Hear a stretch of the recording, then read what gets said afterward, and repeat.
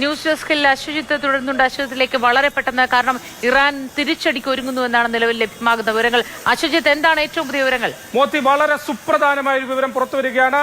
ഇറാന്റെ revolutionary guards ഒരുപക്ഷെ വലിയൊരു പ്രഖ്യാപനമാണ് നടത്തിയിരിക്കുന്നത്. അതായത് ഇറാന്റെ ചരിത്രത്തിൽ ഇതുവരെ കണ്ടിട്ടില്ലാത്ത തരത്തിലൊരു തിരിച്ചടി നൽകുമെന്നാണ് ഇപ്പോൾ ഔദ്യോഗികമായി തന്നെ ഒരു ട്വീറ്റായി പുറത്തു വന്നിട്ടുള്ളത്.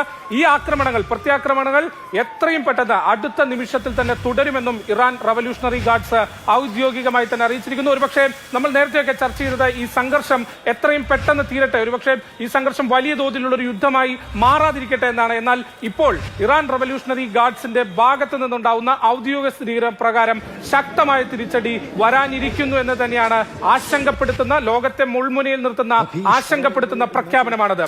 അപ്പോഴും ഈ ഗൾഫ് രാജ്യങ്ങളെ ഒന്നടങ്കം ആക്രമിക്കുന്നതിൽ നിന്ന് തീർച്ചയായും അവിടെ തന്നെയാണ് മാത്രമാണോ ശ്രദ്ധ കേന്ദ്രീകരിക്കുന്നത്? അല്ല, തീർച്ചയായിട്ടും അതാണ് അതിന്റെ പ്രത്യേകത. ഇറാൻ റവല്യൂഷണറി ഗാർഡ്സ് എടുത്തു പറയുന്നുണ്ട്, അവരുടെ ട്വീറ്റിൽ എടുത്തു പറയുന്നുണ്ട്. അതായത് ഈ അമേരിക്കയും ഇസ്രായേലും മാത്രമല്ല തങ്ങളുടെ ടാർഗറ്റ് ഒക്യുപ്പൈഡ് ആയിട്ടുള്ള ടെറിട്ടറി ബേസസ്, അഥവാ ഈ GCC രാജ്യങ്ങളിൽ അടക്കമുള്ള അമേരിക്കയുടെ ബേസുകളെ, സൈനിക താവളങ്ങളെ കൂടെ തങ്ങൾ ലക്ഷ്യമിടും എന്ന് തന്നെയാണ് ഇപ്പോൾ ഇറാൻ റവല്യൂഷണറി ഗാർഡ്സ് പറഞ്ഞു വെക്കുന്നത്. അങ്ങനെയെങ്കിൽ വീണ്ടും ആശങ്കയാണ്. GCC രാജ്യങ്ങളിലടക്കം സൗദിയിലുണ്ട്, ഖത്തറിലുണ്ട്, ഈ UAE-യിലുണ്ട്, ഇവിടെയെല്ലാം വീണ്ടും ആശങ്ക ജനിപ്പിക്കുന്ന വാർത്തയാണ് ഇപ്പോൾ പുറത്തുവരുന്നത്. ശക്തമായി തിരിച്ചടിക്കുമെന്ന് ഇറാൻ റവല്യൂഷണറി ഗാർഡ്സ് ഔദ്യോഗികമായി തന്നെ ഇപ്പോൾ ട്വീറ്റിലൂടെ പ്രഖ്യാപിച്ചിരിക്കുന്നു.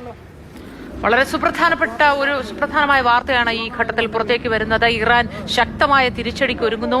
ഇസ്രയേലിലേക്ക് മാത്രമല്ല, അമേരിക്കയുടെ സൈനിക താവളങ്ങളുള്ള മറ്റ് അറബ് രാജ്യങ്ങളെ കേന്ദ്രീകരിച്ചും ഈ ആക്രമണം തുടരുമെന്നതാണ് നിലവിൽ ശക്തമായ ഭാഷയിൽ ഇറാൻ അറിയിക്കുന്നത്.